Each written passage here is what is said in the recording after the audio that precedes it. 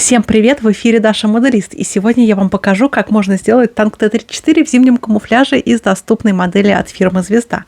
Зимний камуфляж – это несложно, и сейчас я вам покажу, как я добилась такого результата, ведь моделизм – это легко, просто и увлекательно.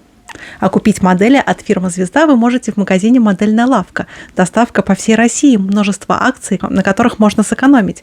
По этому промокоду у вас будет скидочка на первый заказ в 200 рублей, а по промокоду Даша у вас будет скидка в 10%.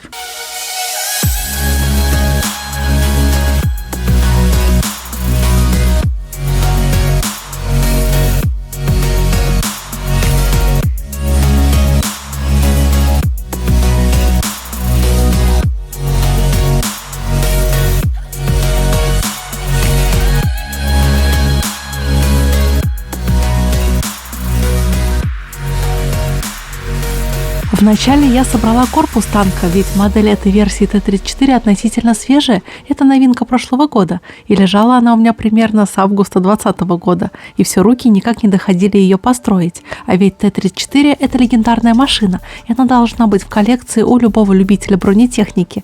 А уж на канале про моделизм тем более должно быть видео, хотя бы одно, про Т-34. А этот набор я рекомендую взять на сборку и новичку, ведь детали тут отлично стыкуются, и обрабатывать их почти не надо.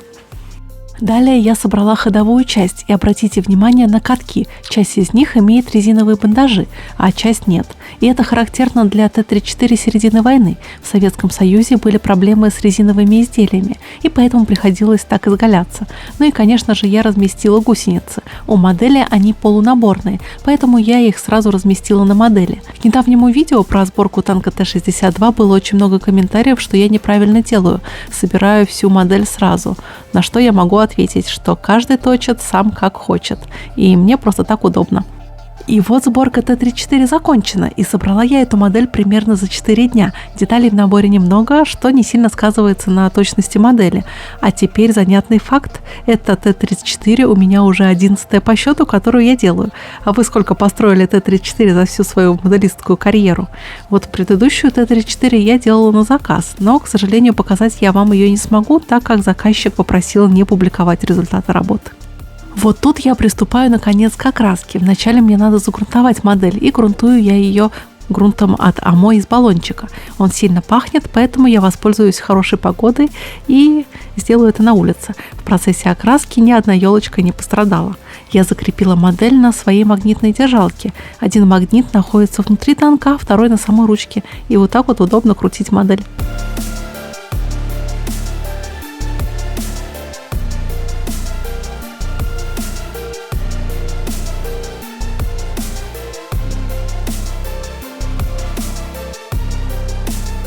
Теперь настал черед окрасить танк в основной цвет. Это классический зеленый. И тут я использую акрил от Zip.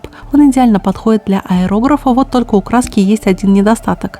Внутри баночки есть металлический шарик, который помогает перемешивать краску. И когда заливаешь краску в аэрограф, он попадает в носик и не дает краске выливаться. И, видимо, конструкторы специально так подогнали размер шарика к размеру носика. Но вот к этому недостатку можно приноровиться. Ведь главное не упаковка, а содержание. И у меня всегда есть несколько маленьких скрепочек, которые прочищают этот нос.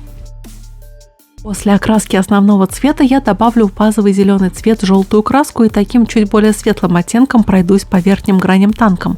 Хоть потом я и буду наносить зимний камуфляж, лишний раз потренироваться в цветовой модуляции никогда не помешает. Кстати, а настоящие танки Т-34 я видела в крутейшем танковом музее в парке Патриот, и на моем втором канале есть очень подробный репортаж оттуда. Так что я вам очень советую пройтись по ссылкам в описании на мой второй канал и увидеть настоящие боевые машины с моими комментариями.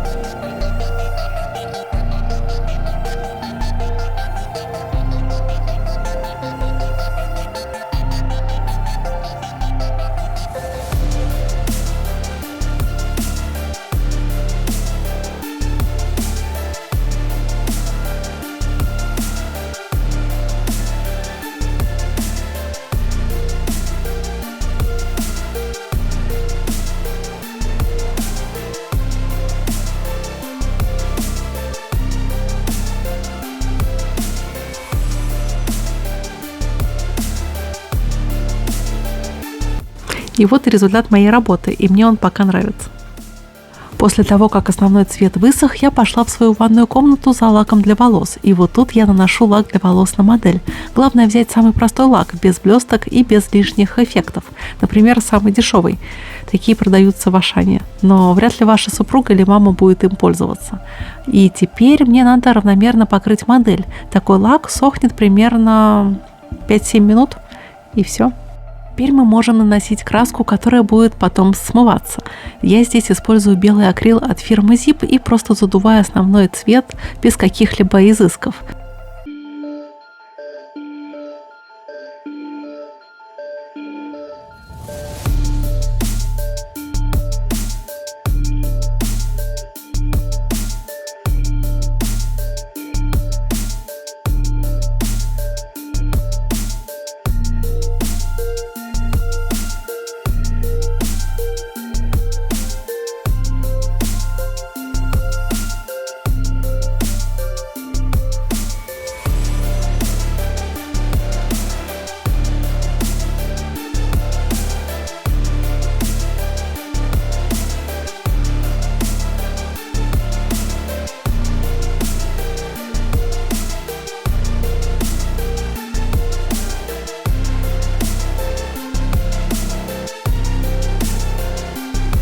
Вот тут мне надо содрать белый камуфляж, и делается это довольно просто. Мне потребуется жесткая кисть и теплая вода. Я макаю кисть в воду и мокрой кисточкой скребу краску, да, прям скребу, и краска должна потихонечку сходить. И проделываю я эту процедуру, пока не добьюсь нужной мне степени стертости. И, кстати, есть профессиональная химия для моделистов, которая делает то же самое. Но мне кажется, мой способ немножко проще и дешевле.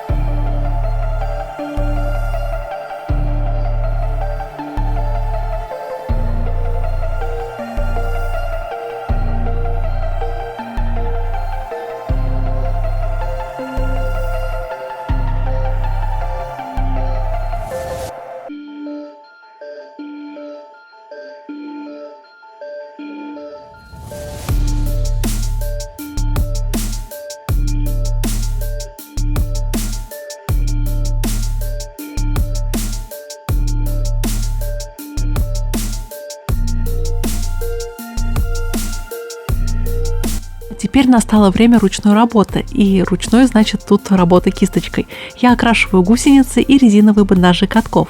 Также мне надо окрасить шансовый инструмент, лопаты и пилу.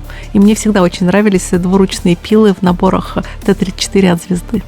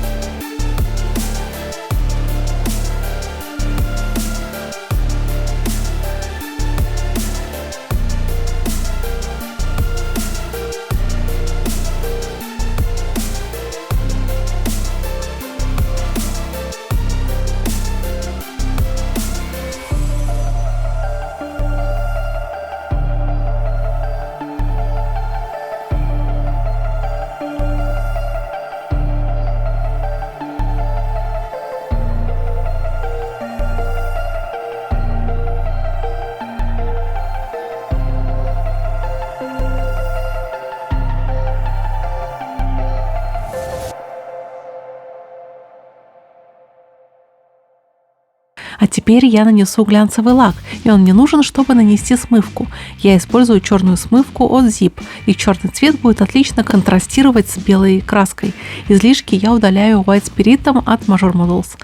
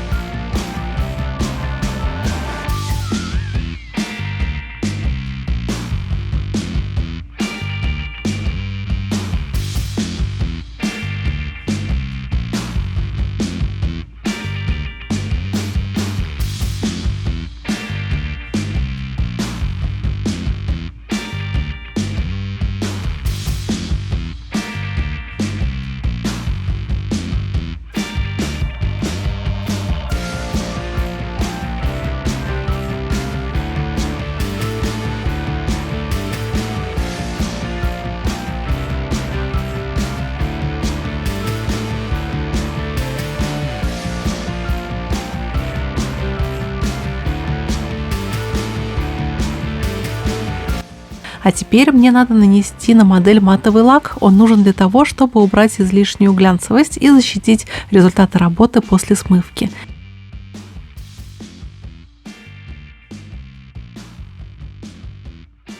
И теперь мой любимый прием – это масляные точки. С их помощью я усложню цветовую палитру танка, чтобы белый цвет не был таким ярким.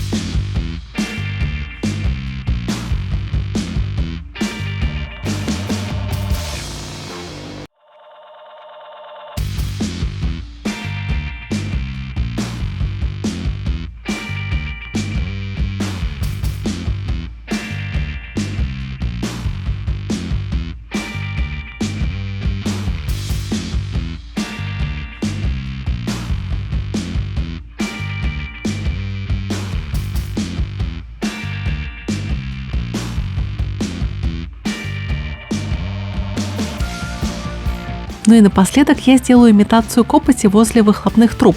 Тут я использую сухой пигмент от фирмы Zip.